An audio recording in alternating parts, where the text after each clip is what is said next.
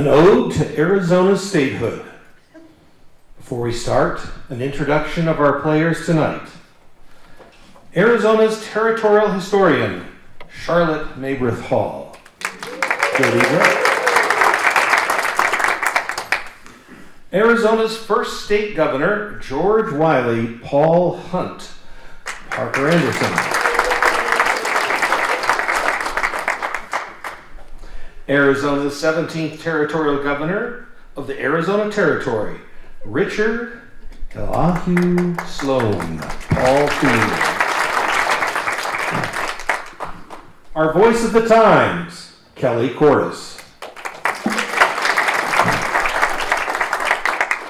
And I will be your narrator tonight, Stuart Rosebrook.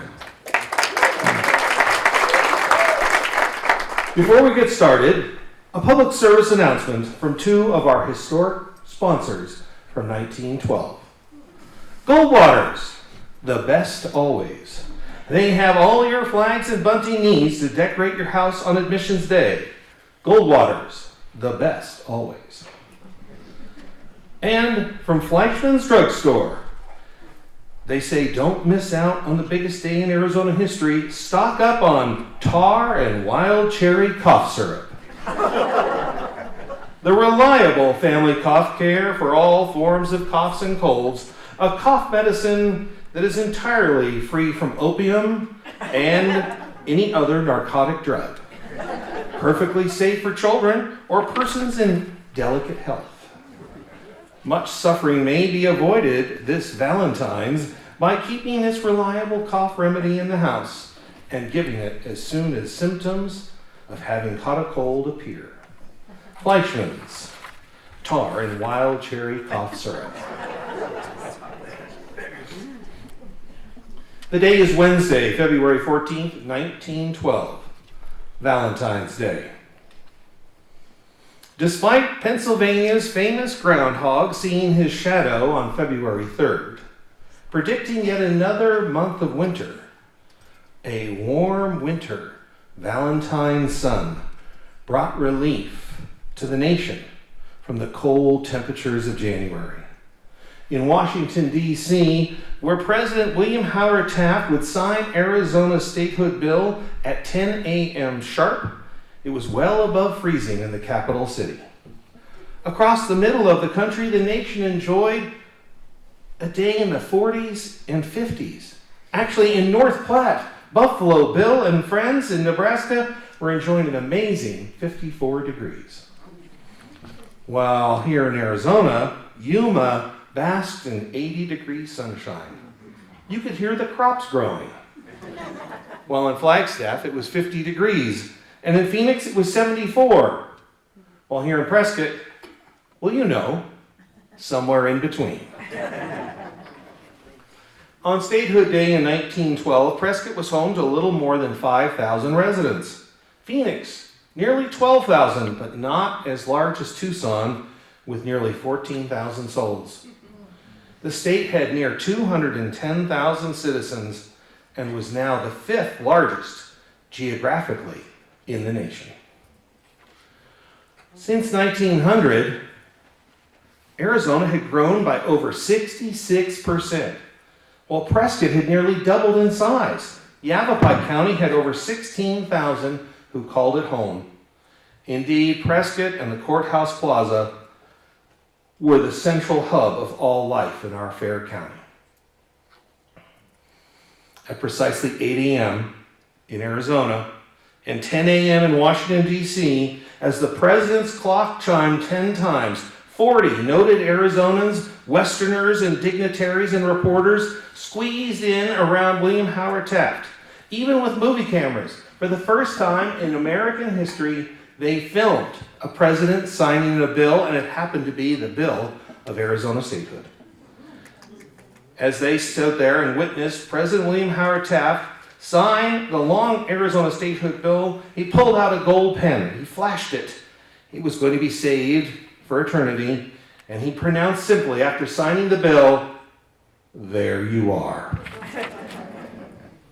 With Taft's pronouncement of the 48th star, Arizona's news raced across the nation's telegraph and press wires.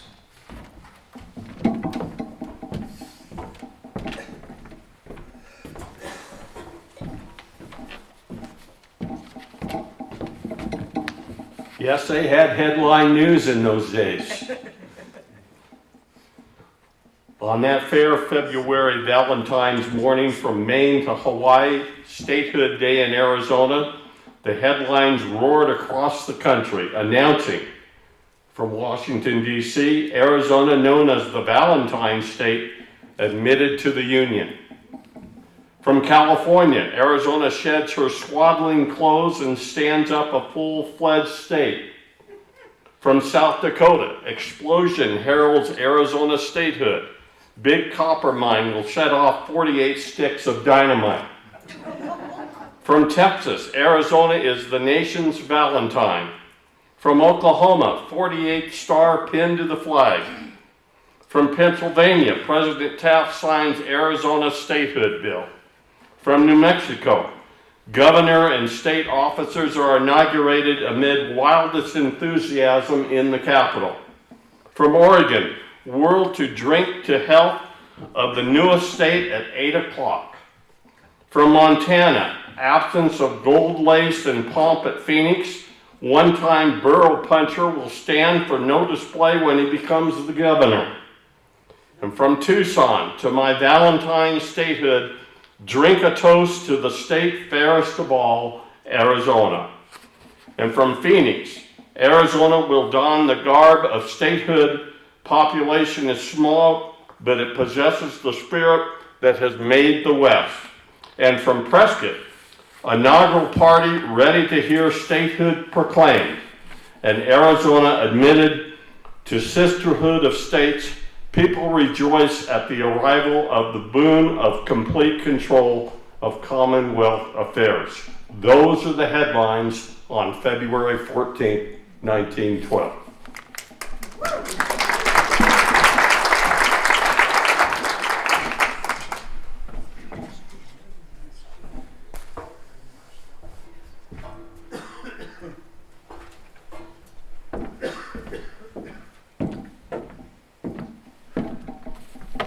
And of course, the question on everybody's minds then, not in Prescott, but around the rest of the state, is why Sharlot? Why was Sharlot Hall made the state historian?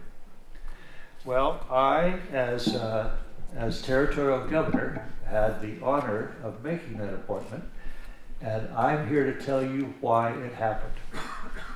But first, I think I better tell you a little more about me and how I came to be in Arizona, how I came to be in the position to appoint Sharlot. And second, just because it's important to understand how things work, a little bit about party politics in Arizona. First, how did a boy born in 1857 in Morning Sun, Ohio, yep, Morning Sun, Ohio, how did that boy end up in this land of spectacular sunsets? Well, I graduated from law school in Cincinnati, by the way, just a couple of years behind William Howard Taft. Graduated from law school in 1882, the same year that Sharlot and her family arrived in Prescott. My older brother had died of consumption. They called it quick consumption. It was a fast onset tuberculosis. And since I was given, as he was, to asthma, had hay fever, my parents had sent me west anyway, and I was inclined to go west. And I started in Denver, enjoyed it, worked in the Rockies for a while, and went with a friend then to San Francisco, the alluring far west capital of American expansion. But there my hay fever and asthma acted up again. We had some friends who advised us that the climate down in Arizona was good for somebody like me, so I went to Arizona, went to Phoenix. It wasn't long before I was admitted to the bar, and following opportunity, I set up practice in Florence. Well, Florence didn't have quite the population of Phoenix, but it was a boom town. And the climate of commerce and busyness in Florence made it the ideal place for me to set up. Next to Florence, Phoenix was really nothing more than a small farm town. It wasn't long before I was persuaded then to run for the territorial, for the Pinal County attorney. I looked the part. I looked like a judge already, and nobody called me Richie. It was Richard. In fact, I was a member of that legislature not long after being elected Pinal County attorney. That legislature that moved the capital again from Prescott back to Phoenix in the winter of 1889. And this is a story that probably all of you should hear.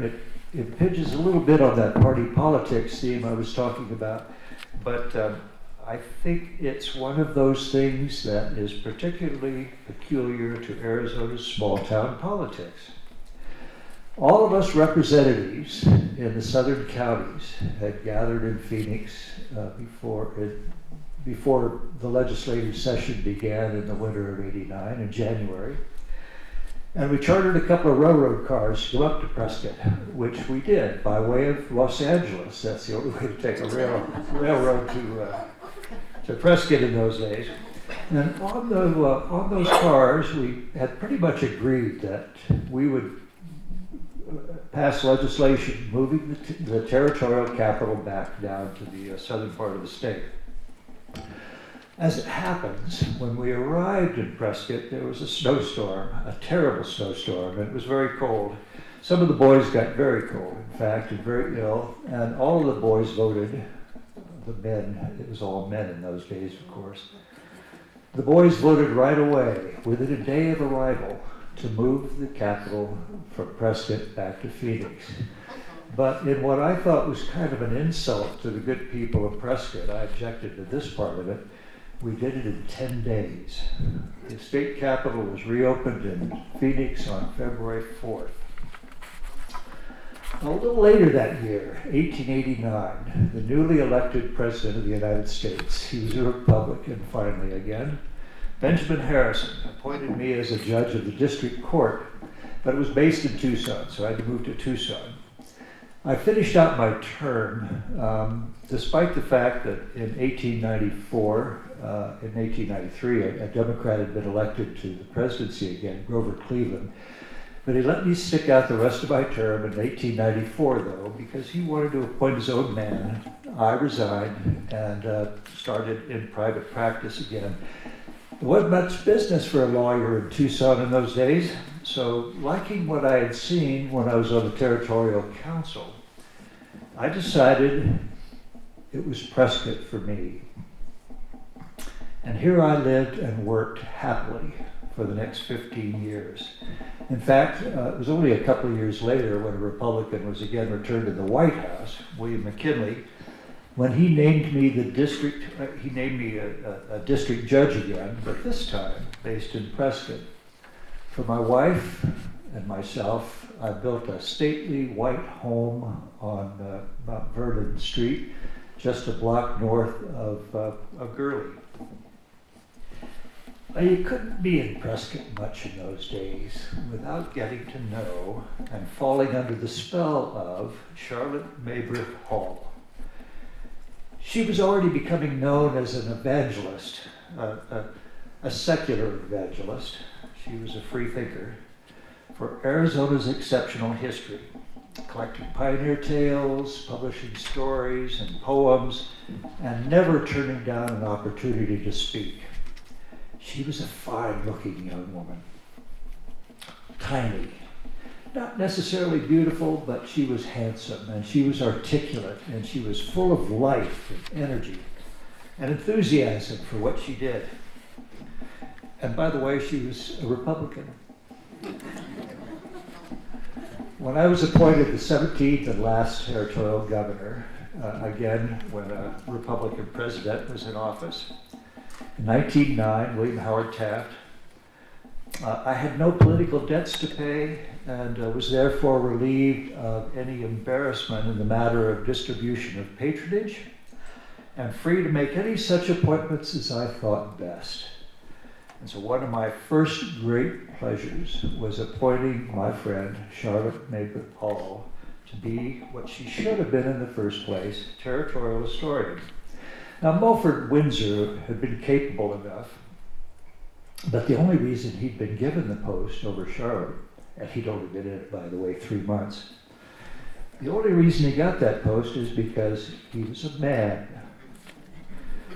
Now, regarding the party politics involved, you might say that my folks were refugees from South Carolina because they moved to Ohio out of their hatred of slavery and secession politics. That's why I happened to be born there.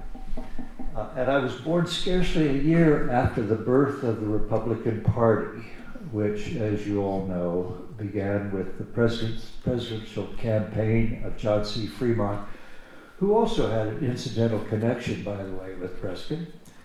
In a way, you could say I was born a Republican. Now, to be a Republican is to believe in the egalitarian party of Lincoln. And now, at the dawn of Arizona statehood, to be a Republican is also to believe in the progressivism of Theodore Roosevelt. In a way, her party affiliation was just a convenience, but convenient or not, my friend Sharlot M. Hall was the one. And you can believe I got a fair amount of heat for that, a woman in state office. Miss Hall was the first woman to hold public office in the territory. One of Charlotte's words, you'll hear it tonight, I'm sure, is preposterous. Well, most men thought, and still think, by the way, that even the idea of letting women vote is preposterous. Women belong in the home, they say, well away from the public eye. Well, today, I know that Sharlot is just the first. There are many extraordinary women in Arizona, a number of them here in Prescott, who are going to lead us to greater things when given the opportunity.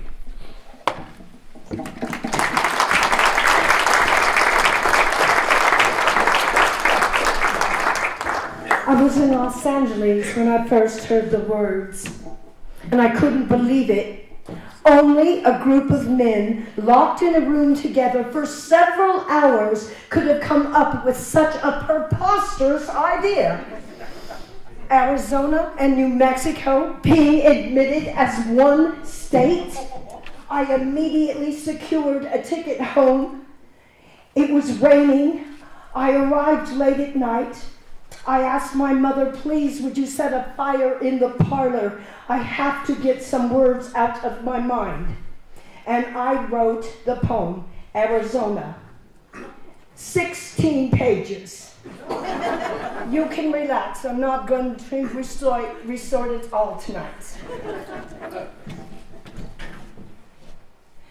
Arizona. No beggar she in the mighty halls where her bay-crowned sisters wait. No empty-handed pleader for the right of a free-born state. No child with childlike insistence for the right of a gilded toy. But your Arizona is a fair, brown, queenly woman strong to create or destroy. That poem was printed on broadside and delivered to every man in Washington who had any influence whatsoever to that nasty little Hamilton bill. It was also read aloud on the floor of both houses. So I like to think that it may have had a little bit to do with Arizona being dropped from that preposterous bill.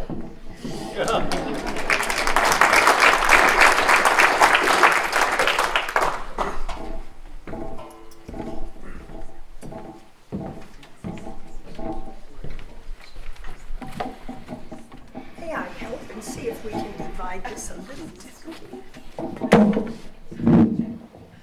Does that help? I think so. Okay. Takes a woman.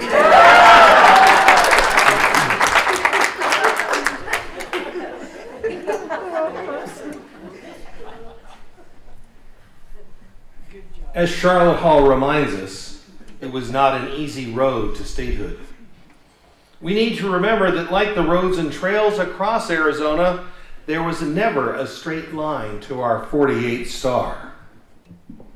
In fact, for Arizona territorial residents, it seemed as if we would never actually become our own state. First, in 1883, 20 years after the territory was created, a bill was introduced. Denied. In 1890, outrage swept the territory from the Arizona Strip to Bisbee, Arizona, when Wyoming and Idaho received their stars. Nothing. In 1891 and 1893, again, no star for the Grand Canyon State. In 1902, someone decided that Arizona, New Mexico, and Oklahoma should come into the Union. The House thought so, but the Senate said nay. Then, as preposterous as it sounds to us today, talks began that Arizona and New Mexico should be rejoined as one. In 1906, the House of Representatives in Washington, D.C., as far away as they still are today, actually voted that the two territories should just be one star on Old Glory. But there's that Ohio connection. Senator Joseph B. Foraker from Ohio stood up for Arizona's independence. In fact, in the Senate, he passed a bill, an amendment that said and mandated that Arizona and New Mexico hold a referendum to come into the Union is either 1 or 2. That meant on November 6, 1906, New Mexico residents and Arizona residents went to the polls. Fortunately, enough people from Arizona and not as many in New Mexico, but the majority won the day. And by 1,664 votes, Arizona was given the right to enter the Union as its own state. Just know, New Mexico didn't vote for it. They wanted to be one. In 1909, President Taft visited Arizona and was impressed, and soon thereafter, the wheels of progress began to move in the halls of Congress towards Statehood bill. According to the Weekly Journal Miner of Wednesday, June 22nd, 1910, a dream that had been going for well over a quarter of a century, the House and Senate approved statehood for Arizona and New Mexico. President Taft signed the admission bill with an Arizona copper pen, and the local paper's headline read, "Jubilation in the Queen City." That's right. Long before we were known as the Mile High City or everybody's hometown, Prescott was the Queen City. And boy, did they celebrate. A huge bonfire was built so big in front of the St. Michael's Hotel that the fire department was called out. They didn't need a second fire burning down Whiskey Row. And a brass band followed everybody around as the drinks were poured, and across the town a cannonade of fireworks was heard throughout the city.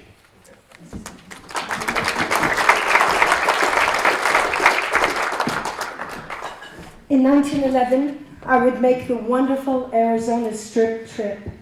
I believed that I could prove my worth as the historian if I gathered enough information, and it was truly wonderful.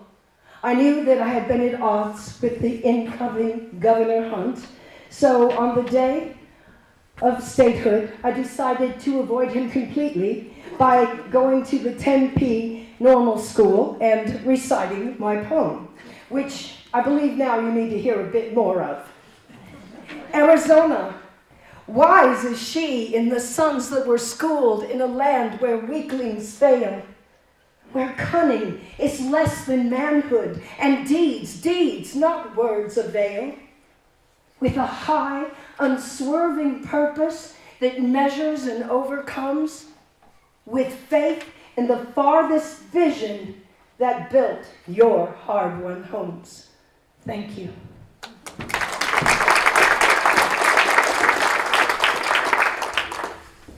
Thank you, sir.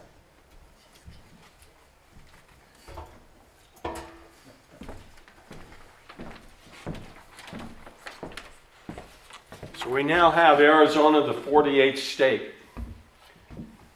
And as it's been mentioned before, the 5th largest state in land area. A newspaper in Salinas, California on February the 15th, 1912 said another star in the galaxy of the Union announced. All across the country, papers celebrated the Valentine State's entry into the United States. As the final territory of the Lower 48, it was a momentous occasion for America, and for Arizona citizens, it was a long-awaited day.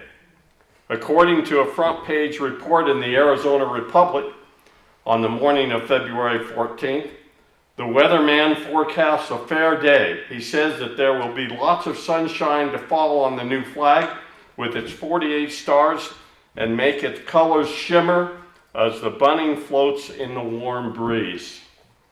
Across the AP wire, papers across the country echoed the good news of Arizona statehood. According to the AP wire, quote, with the simplicity that in matters official has come to be designated as Jeffersonian, characteristic of that part of the West that was last to be surrendered to civilization. George W.P. Hunt was inaugurated as the first state governor, unquote. The ceremonies attended upon the birth of the state and the induction into the office of the first executive were entirely devoid of the pomp and display that usually accompany inaugurations. No uniforms glittering with gold lace were in evidence. The military was conspicuously by its absence, for the new governor is averse to ostentation. There was but a meager display of even the silk hat and the frock coat, which only a few years ago had invaded Arizona. It was a simple affair throughout the whole day.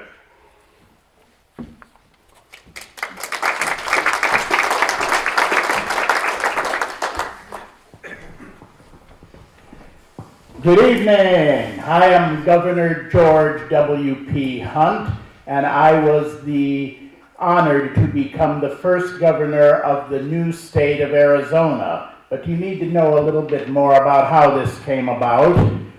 The Arizona Territory had been fighting for statehood for quite a few decades, but the brains in Washington, they didn't want that. They felt that Arizona and New Mexico were wild, lawless places, and that admitting them to the Union would be undignified. So the years went on, but finally in 1910, the United States Congress passed the Enabling Act. Now what that means is New Mexico and Arizona would be allowed to enter the Union as states, and the Enabling Act gave them provisions to set up constitutional conventions, to draw up state constitutions, and have the public vote for the first elected officials, including 2 United States senators. American territories do not hold any Senate seats in Washington.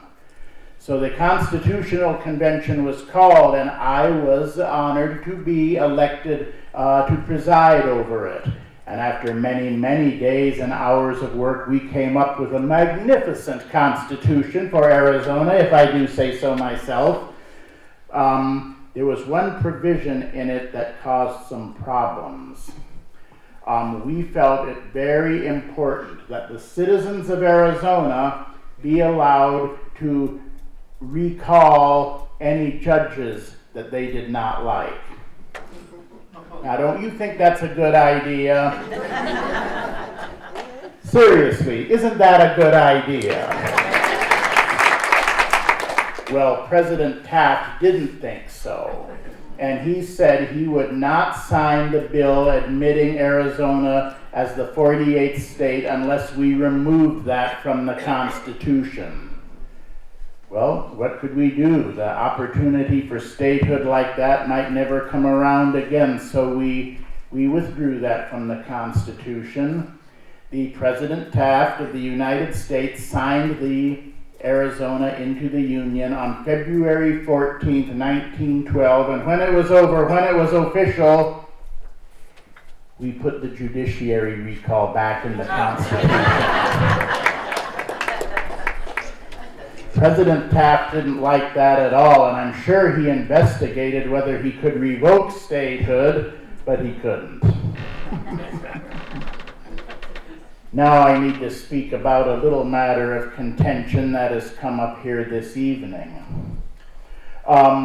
We heard, as you know, Governor Sloan, after the position of territorial historian for Arizona was created under Governor Kibbe.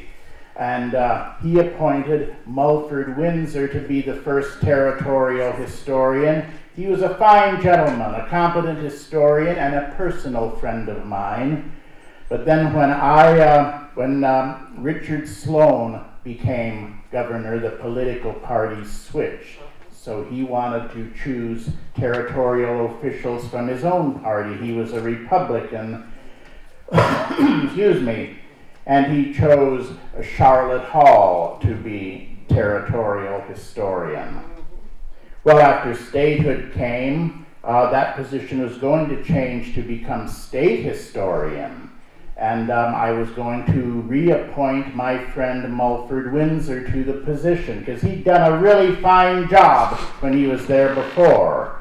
But Miss Hall felt that she was far more qualified, and she went public. She launched a campaign to persuade me to retain her as historian, and she publicly accused Mr. Windsor of incompetence in office. I think that there's one thing very important to interject right now. Never ever approach a bull from the front, a horse from the back, or an idiot from any direction.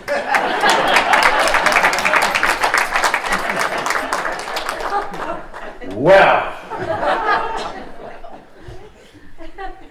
Left you speechless, did I?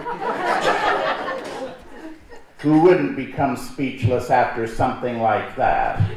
Well, after the big to-do she stirred up over the appointment, I decided to leave the position of state historian vacant for a couple of years, and then I appointed Thomas Farish to the position. He'd done a great job as a California historian. I knew he would do well for us.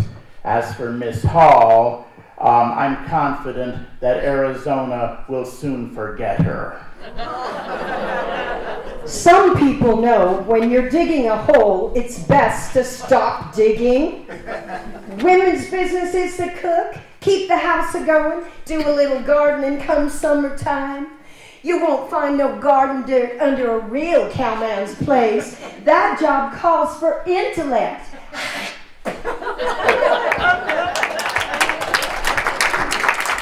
Indeed. Good night, folks.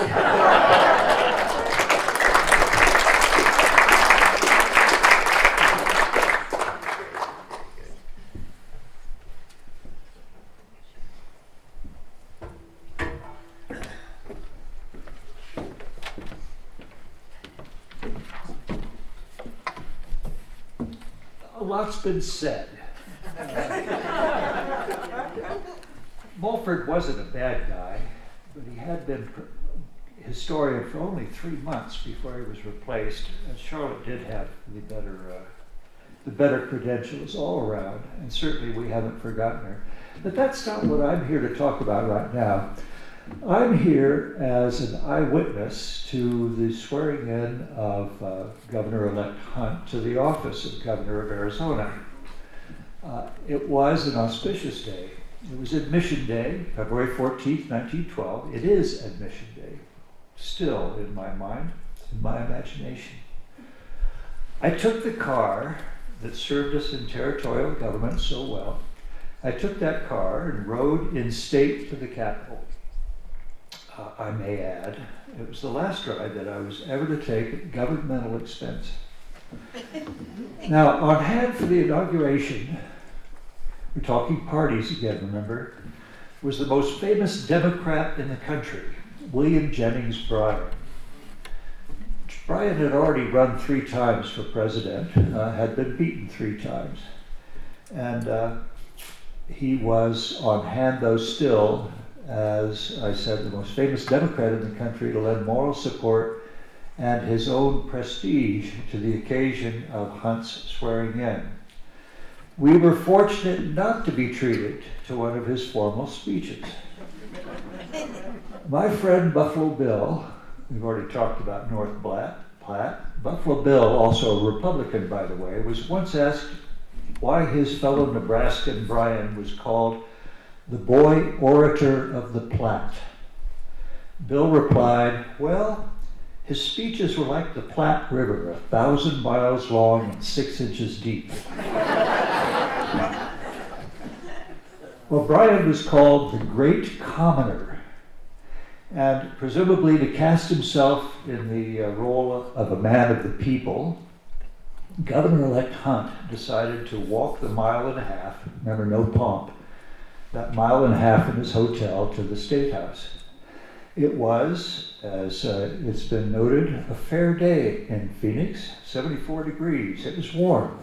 And Mr. Hunt, all in wool, finally arrived, exhausted, perspiring, and had to be carried in practically and dragged up to the balcony. I tried to follow, but there were so many of his Democratic followers there that they jammed me on the staircase, and I was stuck on the stairs where I could hear but not see the proceedings.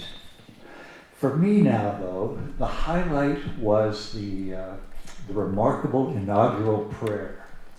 Remember what I said about parties and small-town politics. The chaplain started by blessing all the newly elected Democrats, governors, senators, representatives, all the rest.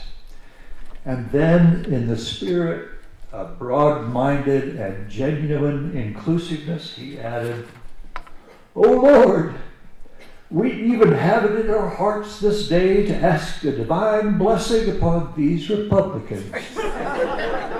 May their eyes be opened so that they may see the truth." Then the oath of office, the speeches, the cheering, the ceremonies, and actually we all celebrated. A state is born. The territory is dead. Long lives the state.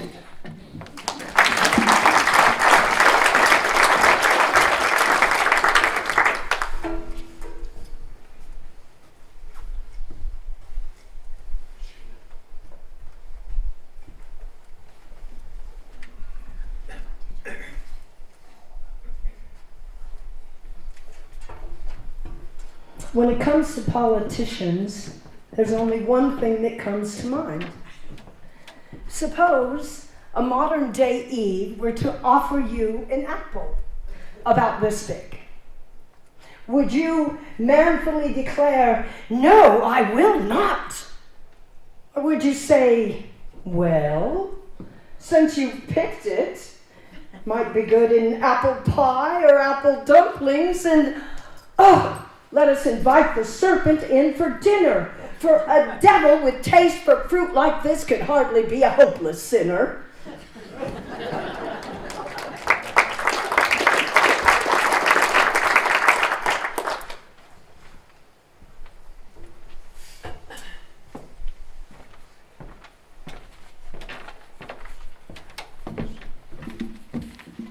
She's making me wish I had known Sharlot Hall. So what happened in Prescott on Statehood Day? An article from the Prescott Journal-Minor on February 15, 1912 says that a statehood tree was planted in Prescott's beautiful plaza. Also, a proper celebration of the most important event in the history of the greatest mining state of the Union was held. Brief but impressive ceremonies were observed yesterday, that'd be February 14th, on the plaza and ushering in statehood for Arizona. The Prescott Brass Band rendered many patriotic airs, in which over 500 children from the public schools and St. Joseph's Academy joined in the singing. These boys and girls were clustered around the Rough Rider Monument, which presented a picture that has never before been witnessed in this city, and which was an inspiring scene, serving as an earnest of the future to commemorate the natal day of the new state. Mayor Morris Goldwater asked that in the first hour of statehood, that the citizens of Arizona remember with pride the progress made as a territory. He later was quoted by saying, "I have not been a resident of the state of Arizona long enough to have forgotten her glory as a territory." As we gather to celebrate this greatest day, let us not forget the many good years spent here. Let us admit that Republican or Democratic, the administration under the territorial form of government has been a good one. He later would continue to say, "We cannot tell what the future holds in store. We hope the new state shall grow in nobility, wealth, and power until her star shall shine the peer of any of the others that make the grand galaxy of the American flag," unquote. Mayor Goldwater concluded by leading 3 great cheers for the state of Arizona.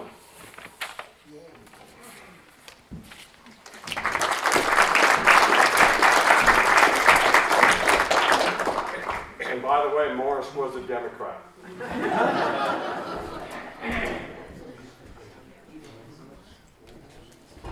Of course, as you know, my career did not end when my post was vacated as territorial historian, because by now I understood that true history is more than just a collection of dates and places. That true history is the most vivid picture of past circumstances that we can project into the present, thus preserving them for the future. And after years of negotiating with the new state of Arizona and the city of Prescott, I would acquire the territorial governor's mansion and open my museum. People of Prescott said, "Miss Charlotte, how will you ever support it?" And I joyfully said, "The people of Prescott will support it. They will support it out of true love for history, and the museum will go long beyond my years, I know." Thank you.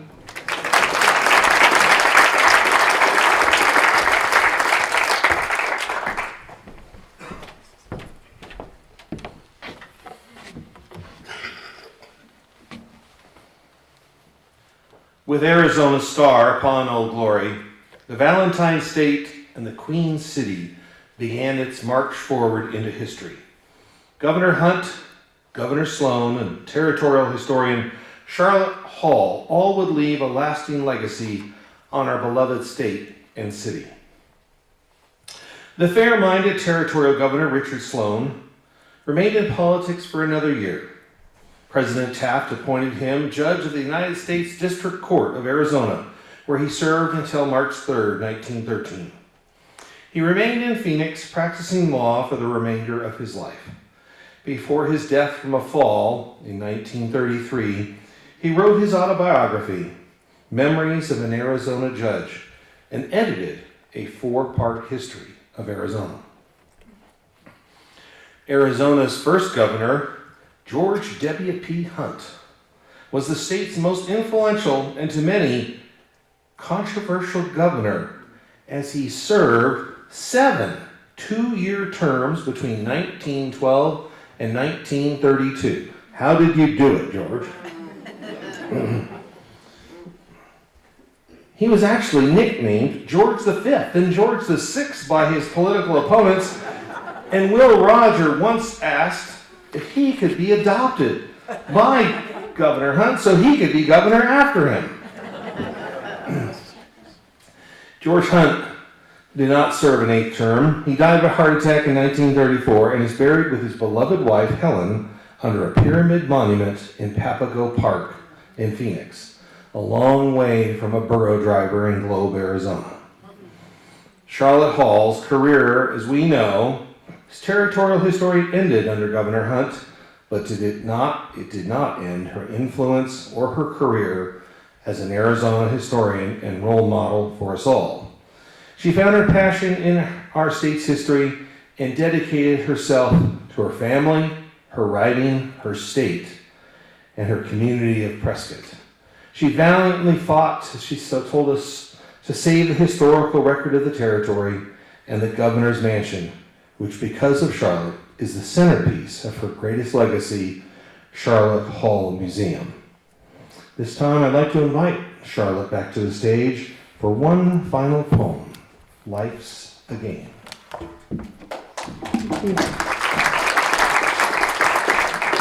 Over the years, I've been asked many times what my favorite poem is, and this is by far my favorite. Life is a game of poker, and I've played it straight to the end. But the last card's down on the table, and I'm done with the game, my friend. The fire in my blood, it flickers like a gutter in candlelight when the talent turns to greasy tears and the wind whips in from the night. The deck was stacked by the dealer. I knew it before he let me in. The cards were marked. I knew it. There was never a chance to win. But I bluffed the game till it's finished. Palms empty but crossed, and the lips still smile. And the dealer, he will understand. Would you join me, please?